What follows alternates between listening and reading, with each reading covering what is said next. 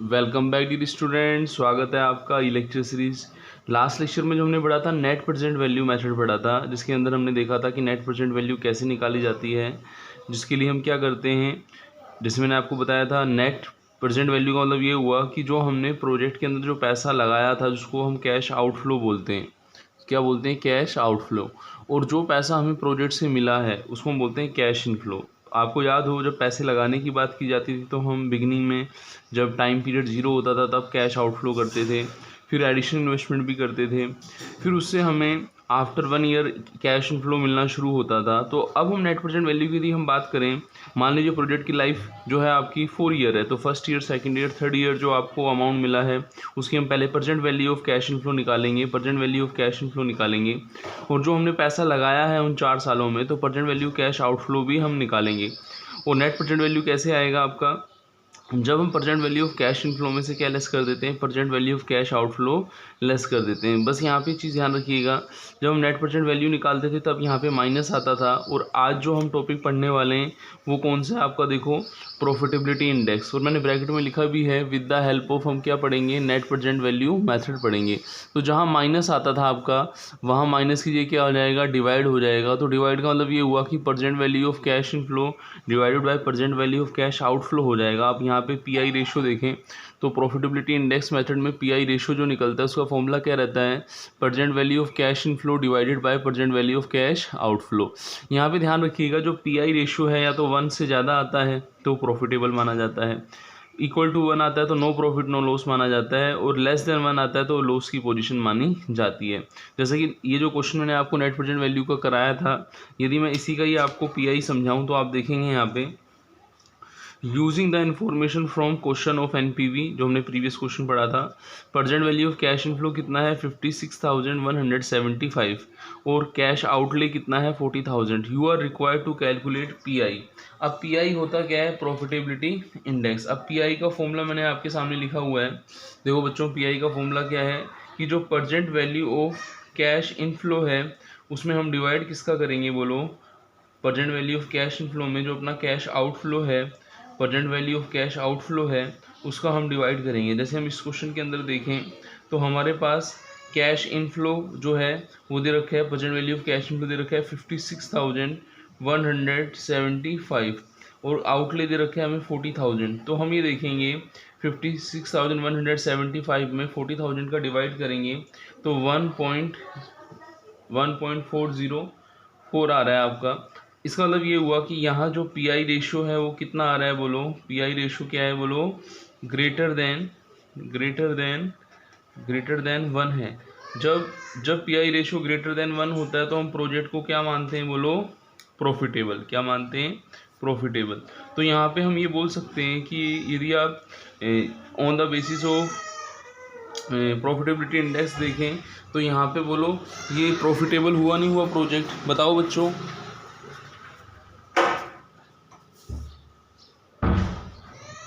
अब प्रॉफिटेबिलिटी को हम इस तरीके से भी बोल सकते हैं कि सपोज मान लीजिए आपने लगाया है 1 रुपया और 1 रुपये से ज़्यादा आप कमा रहे हो तो प्रॉफिटेबल है। तो जब भी आप डिसीजन लें तो डिसीजन में ध्यान रखिएगा कि प्रॉफिटेबिलिटी इंडेक्स जो है वो यदि ग्रेटर देन 1 है तो प्रॉफिटेबल होगा, इक्वल टू 1 है तो नो प्रॉफिट नो लॉस होगा, और लेस देन 1 है तो लॉस होगा। कहने मतलब है 1 रुपये लगाया तो 1 रुपये से ज़्यादा मिलता है तो प्रॉफिटेबल होगा, 1 रुपये के बराबर मिलता है तो नो प्रॉफिट नो लॉस होगा, और 1 रुपये से कम मिल रहा है तो वो क्या होगा? लॉस होगा। अब हम इसी लेक्चर के अंदर प्रॉफिटेबिलिटी इंडेक्स के बाद हम सीखेंगे आपका डिस्काउंटेड पेबैक मेथड। तो यहाँ पे मैं आपको डिस्काउंटेड पेबैक मेथड का एक क्वेश्चन करा रहा हूँ, ठीक है ना। उसको सोल्व करने से पहले मैं आपको यहाँ पे क्लियर करना चाह रहा हूँ, याद हो आपको जब हमने पेबैक मेथड देखा था, पेबैक मेथड, तो हमने यही तो देखा था ना, हम पेबैक पीरियड निकालते थे। हम क्या निकालते थे? पेबैक पीरियड निकालते थे। लेकिन हम जब बात करेंगे पेबैक पीरियड जब हम निकालते थे, अब हम बात करेंगे कि अब जो मेथड है वो आपका क्या हुआ? डिस्काउंटेड। क्या हुआ? डिस्काउंटेड। तो यहाँ पे जो हम निकालेंगे वो हम क्या निकालेंगे? डिस्काउंटेड पेबैक पीरियड निकालेंगे। तो बस अंतर क्या आ गया कि यहाँ पे एक वर्ड ऐड हो गया, डिस्काउंटेड पेबैक मेथड के अंदर। तो डिस्काउंटेड पेबैक पीरियड बिल्कुल आसान है निकालना। देखो इस मेथड के अंदर क्या होता है, इस मेथड को किस तरीके से समझते हैं, जो पेबैक पीरियड था अपना उसमें हम किसका एडजस्टमेंट कर देते हैं बच्चों? बताओ, नेट प्रेजेंट वैल्यू, आपको याद है ना, net present value of cash inflow निकाल देते हैं, net present value of cash inflow निकाल देते हैं। जैसे मैं आपको भी समझाऊंगा, देखिएगा, जैसे मैं इस क्वेश्चन को सोल्व करूंगा तो यहाँ पे मैं आपको समझाऊंगा। तो पहले मैं क्वेश्चन रीड कर देता हूँ, फिर मैं आपको क्वेश्चन को समझाना शुरू करूंगा। क्वेश्चन क्या है, देखो क्वेश्चन आपको दिया है कि Rishika limited considering A project with an initial capital outlay of 50,000। तो देखो ऋषिका लिमिटेड कंपनी का नाम है, तो सबसे पहले हम इन्फॉर्मेशन जो हमें दी हुई है वो लिख लेते हैं, ठीक है ना। तो हमने सॉल्यूशन करना है, और सॉल्यूशन करने से पहले हमें सबसे पहले बताना है कि इन्फॉर्मेशन क्या गिवन है। तो इन्फॉर्मेशन में हमारे पास सबसे पहले दिया है कि जो हमारा जो कैश कैपिटल आउटले है, कैश आउटले जिसको हम बोलते हैं, वो कितना है, बोलो कैश आउटले कितना है, कैश आउटफ्लो बोल दें, आउटले बोलें, बात एक ही है, ये है अपना 50,000। फिर आगे इन्फॉर्मेशन हमें दी है कैश इनफ्लो की। कैश इनफ्लो हमें देखो, हम जब थर्ड मेथड में होते हैं तो आपको याद हो थर्ड मेथड में हमें कौन सा कैश इनफ्लो चाहिए होता था, याद हो आपको, वन आफ्टर। क्या चाहिए होता था, वन आफ्टर। वन आफ्टर का मतलब ये हुआ कि हमें कैश इनफ्लो कौन सा चाहिए, after tax but before depreciation. After tax याद है आपको, बट बिफोर डेप्रिसिएशन। बस यहाँ पे आप ये देखें कि जो हमारा कैश इनफ्लो है after tax but before depreciation दे रखा है, देखो cash inflow after tax but before depreciation, तो ये चीज़ भी सही है, कैश इनफ्लो जो हमें चाहिए था वही हमें मिल रहा है। हम क्या करेंगे, जैसे हम पे बैक मेथड निकालते थे और यहाँ पे हम क्या डिस्काउंटेड पे बैक पीरियड निकाल रहे हैं, तो इन दोनों को हम कैसे समझेंगे।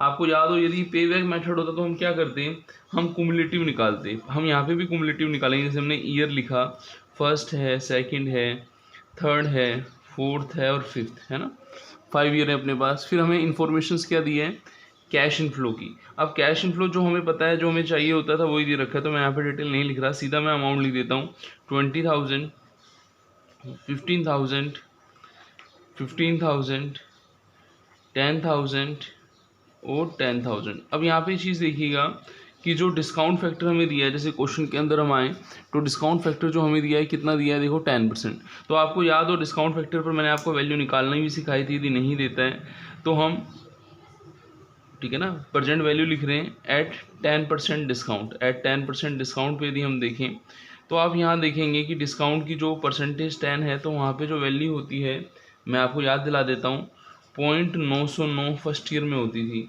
सेकंड ईयर में 0.826 होती थी, थर्ड ईयर में 0.751 होती थी, फोर्थ ईयर में 0.683 होती थी, और उससे लास्ट ईयर में जब देखें तो फिफ्थ ईयर में ये जो वैल्यू आएगी 0.621 आएगी। अब आप ये देखें, हमने प्रेजेंट वैल्यू निकाल ली। अब हम क्या निकालेंगे, इस कैश इनफ्लो को प्रेजेंट वैल्यू से इनटू कर देंगे। मतलब ये जो कॉलम नंबर 1 था, ये 2 था आपका, ये 3 था, तो कॉलम नंबर जो अपना 4 निकलेगा, जिसको हम प्रेजेंट वैल्यू बोलते हैं, वो कैसे निकलेगा, हम कॉलम नंबर जो अपना थर्ड और फोर्थ है उसको इनटू कर देंगे। कॉलम नंबर 4 की बात कर रहा हूँ, सेकंड और थर्ड को हम इनटू कर देंगे। तो हमने इसका मल्टीप्लिकेशन करना है और नेट प्रेजेंट वैल्यू यहाँ पे कैलकुलेट करके लिखनी है। जैसे हम देखें तो 20,000 इंटू 9.09, तो ये आ जाएगा आपका 18,180। 15,000 इंटू 0.826, तो ये आ जाएगा 30,570। फिर आपका आ रहा है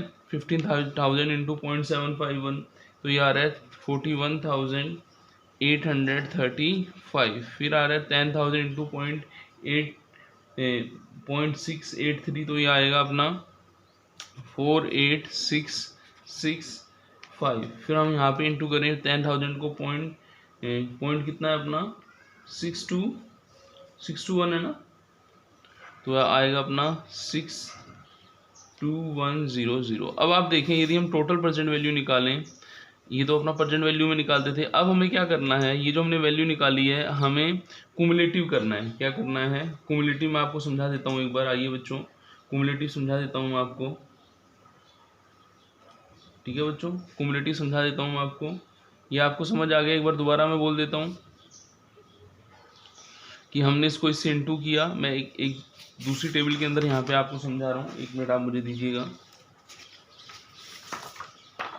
अब हमने यहाँ पे क्या करना है, हमने जो प्रेजेंट वैल्यू निकाली है, present value of cash inflow हमने जो लिखा है यहाँ पे, कॉलम नंबर 4 था, आपको याद हो कैसे आया था, सेकंड इंटू थर्ड करके आया था। अब हम इसका कुमुलेटिव भी बनाएंगे। क्या बनाएंगे? कुमुलेटिव भी बनाएंगे। तो एक बार मैं दोबारा आपको यहाँ पे कॉलम नंबर जो अपना थर्ड था, ठीक है ना, और इससे पहले सेकंड था, वो एक बार आप बता देता हूँ। ये था अपना 20,000, याद है? 20,000, 15,000, 15,000, 10,000, 10,000। दोबारा यहाँ पे वैल्यू लिख रहे हैं हम 0.0826.751 और 0.683। अब हम क्या करेंगे, ये जो वैल्यू है इनका इंटू करके वैल्यू लिख लेंगे, ठीक है ना। इसको सेकंड को थर्ड से इंटू किया तो ये 18,180, ये आपका 12,390 और ये अपना 6,030, ये 11 आएगा, 11,265। हम इंटू कर रहे हैं, सेकंड कॉलम को थर्ड से हम कर रहे हैं, इंटू 68306210। अब इसका कुमुलेटिव करना है, जैसे हम करते थे, आपको याद हो कुमुलेटिव कैश इनफ्लो हम निकालते थे।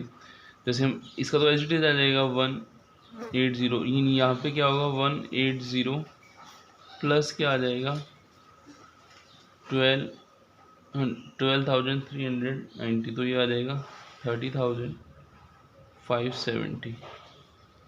फिर यहाँ पे आएगा आपका 30,570 प्लस 11,265 और ये आ जाएगा आपका 41,835। फिर 41,835 में हम ऐड करेंगे 6,830, तो ये आएगा अपना 48,665। फिर 48,665 में हम ऐड करेंगे 6,210, तो ये आएगा अपना, ऐड करेंगे 5,7,8,4,5। अब आप देखें कि हमारा जो इनिशियल इन्वेस्टमेंट था वो कितना था, 50,000 था। तो ये हमें कौन से ईयर में मिलेगा बोलो बच्चों? फोर्थ इसमें मिलेगा ना इसमें। तो आपको याद हो हम लिखते थे पे बैक पीरियड जब एवरी ईयर डिफरेंट था, नोट सिमिलर था, याद है आपको? नोट सिमिलर था when cash inflow note similar.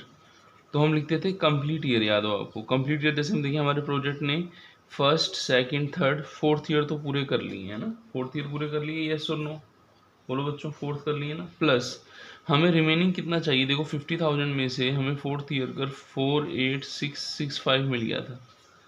Upon ये हमें जो पैसा मिलेगा, जो डिफरेंस का अमाउंट जो मिलेगा, ये हमें इस साल में मिलेगा। इस साल में पूरा मिलता है 6,210।